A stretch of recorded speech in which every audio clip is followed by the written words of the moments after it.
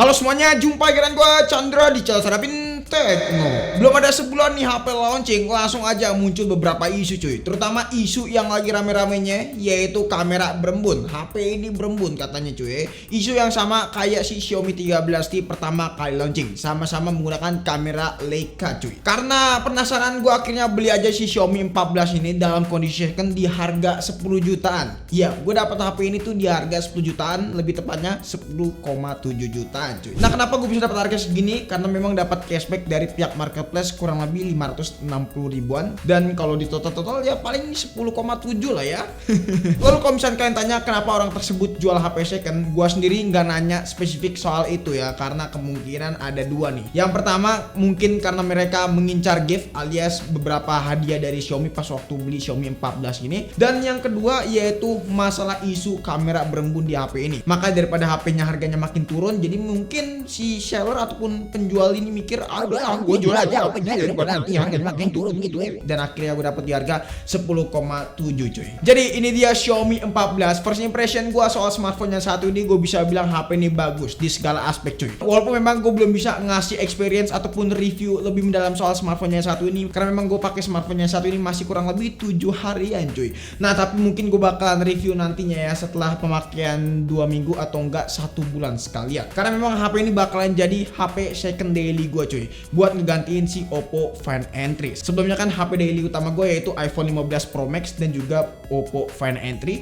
Sekarang gue bakalan ganti si Xiaomi 14 inch cuy. Yang jelas smartphone yang satu ini tuh compact banget dengan rasio layar 6,36 inch. Digenggam di tangan di sini gak bikin tangan kalian pegel pastinya, karena memang kerasa begitu compact dan pas banget di tangan. Dan di sini juga salah satu bagian yang gue suka karena HP ini tuh kerasa ringan ketimbang si iPhone 15 Pro Max dan juga si Oppo Find N3. Jelas HP ini compact, tipis dan juga elegan banget pas waktu digenggam. Finishing belakangnya buat yang warna hitam di sini matte, jadi nggak gampang ninggalin bekas di jari. Dan juga ini jadi salah satu alasan gue kenapa gue ambil yang warna hitam alias black, karena memang finishing belakangnya adalah matte. Kalau misalnya kalian ambil yang warna hijau, bagian belakangnya itu glossy, jadi gampang banget ninggalin bekas di jari. Dan yang warna putih pun juga demikian, warnanya yaitu glossy bahannya, jadi gampang banget ninggalin bekas di jari. Walaupun memang kesan klaksernya itu kerasa banget, tapi warna hitam ini menurut gua lebih Starboy.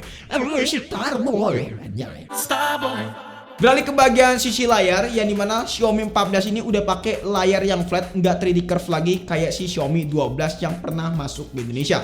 Xiaomi 13 juga sebenarnya udah menggunakan adaptasi layar flat ya teman-teman, cuman nggak masuk resmi di Indonesia. Keunggulan layar flat kayak gini ngasih experience yang bener-bener oke banget cuy. Bahkan gue lebih prefer dengan menggunakan desain flat kayak gini ketimbang 3D curve. Karena kalau misalnya kita menggunakan layar flat kayak gini, experience buat dipakai jangka panjang tuh bener-bener kerasa nikmat dan juga bener-bener kerasa nyaman. Apalagi di bagian lengkungannya ini, terutama untuk di bagian pojok-pojoknya itu nggak gampang ketouch alias kesentuh. Karena kan untuk layar yang 3D curve itu kan gampang banget kesentuh. Lagi pula prediksi gua untuk smartphone flagship kedepannya itu bakalan menggunakan desain layar yang flat, kecuali mungkin di smartphone kelasan mid range bakalan menggunakan desain yang 3D curve cuy, biar kerasa mahalnya tuh makin kelihatan. Nah, untuk panel sendiri di sini pakai LTPO OLED 68 billion colors, 120 Hz juga untuk refresh rate-nya, Dolby Vision udah support pastinya, dan juga udah ada SDR10 plus cuy. Jadi buat penggunaan apapun di sini bener-bener asoy cuy. Untuk resolusinya juga udah 1200 kali 2670 pixel. Jadi buat kalian yang suka nonton film dengan konfigurasi spek kayak ini sih menurut gua udah asoy banget. Buat nonton Netflix di sini juga udah support dengan resolusi tinggi cuy.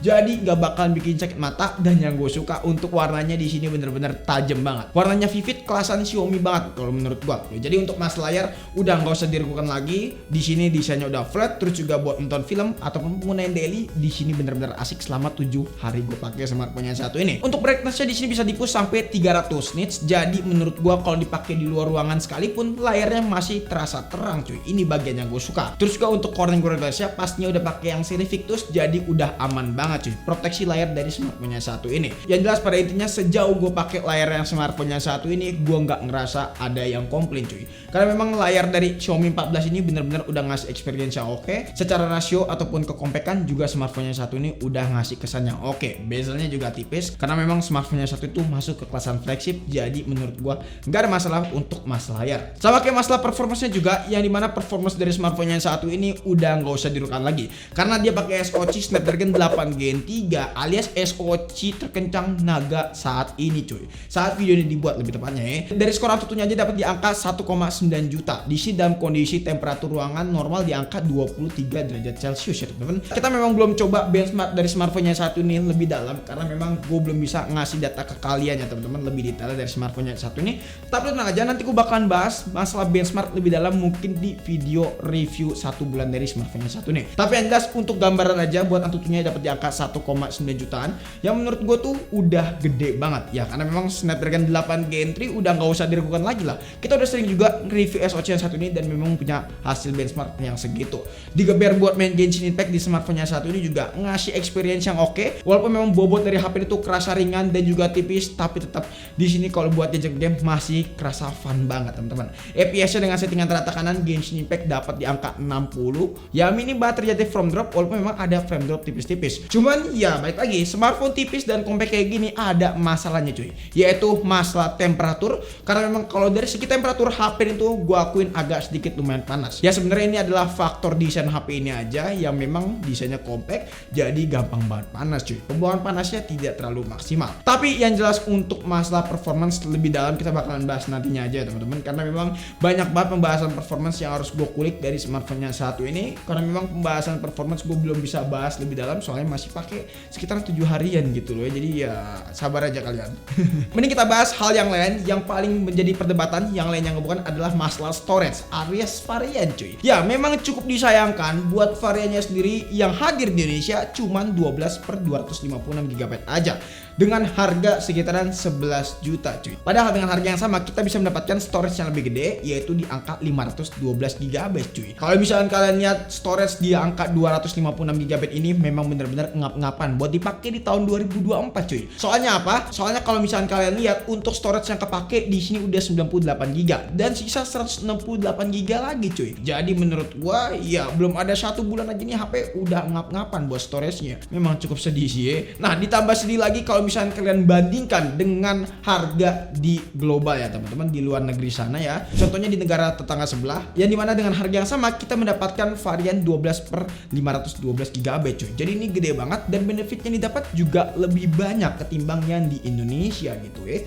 Terutama buat aksesorisnya yang bener-bener menarik cuy. Tapi nggak apa-apa lah, it's okay kalau menurut gua. Dan ini balik lagi ke masalah habit kalian aja buat memanage masalah storage ya. Tinggal kalian hemat-hematin aja sebenarnya nggak masalah. Terutama kalau misalnya diajak foto-foto nih ya, memang menjadi salah satu tolak ukur juga kalau misalnya kita sering foto-foto di smartphone yang satu ini. Nah bagian foto-foto alias kamera juga menjadi salah satu bagian yang menarik buat kita bahas cuy di Xiaomi 14 ini. Karena kalau kita lihat kamera Xiaomi 14 ini bener-bener asoy cuy.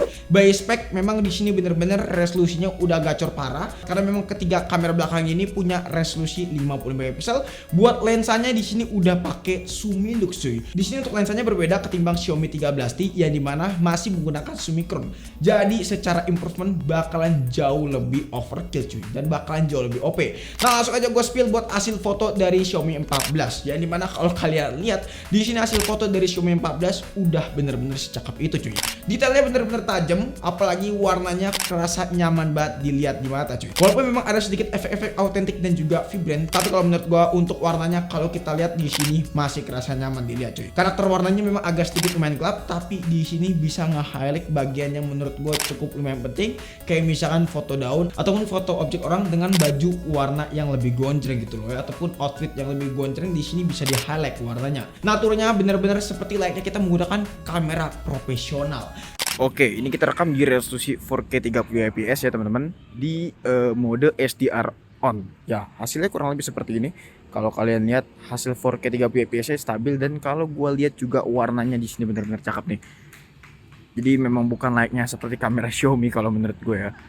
Ya karena ini seri flagshipnya Xiaomi 14. Jadi hasilnya menurut gue ini udah bagus banget sih buat konten ya. Dan di sini bisa kita zoom. Oke. Bisa kita zoom sampai 15 kali, dan kalau kita lihat juga di sini bisa ultrawide di resolusi 4K 30 fps. Untuk kamera depannya pun juga demikian, bisa 4K 30 fps, hasilnya kurang lebih seperti ini, dan bisa 4K 60 fps bahkan. Dan 4K 60 fps-nya juga stabil teman-teman. Itu sih yang menarik. Kalau tadi untuk kamera belakang bisa max sampai 8K 24 fps, tapi sayangnya nggak bisa pindah lensa ya teman-teman. Nggak bisa pindah dari lensa utama ke kamera ultrawide gitu. Nah, tapi untuk yang 4K 60 fps pun juga demikian ya, nggak bisa pindah lensa dari kamera utama ke lensa ultrawide. Tapi yang jelas hasilnya menurut gue buat kamera depan dan belakang bisa support SDR, dan ini menurut gue bagus banget sih ya. Oke, nih kalau misalnya kalian lihat buat vlog ataupun konten tipis-tipis ini udah hayu banget sih. Nah, terkait isu yang beredar saat ini yaitu tentang kamera berembun cuy. Gue sendiri jujur memang sempat ngalamin kamera berembun ini, tapi di beberapa kondisi aja teman-teman. Berembunnya ini ketika misalkan kita lagi di suhu ruangan yang dingin, misalkan di suhu ruangan AC ini kayak gini tuh di angka 21 derajat Celcius untuk saat ini.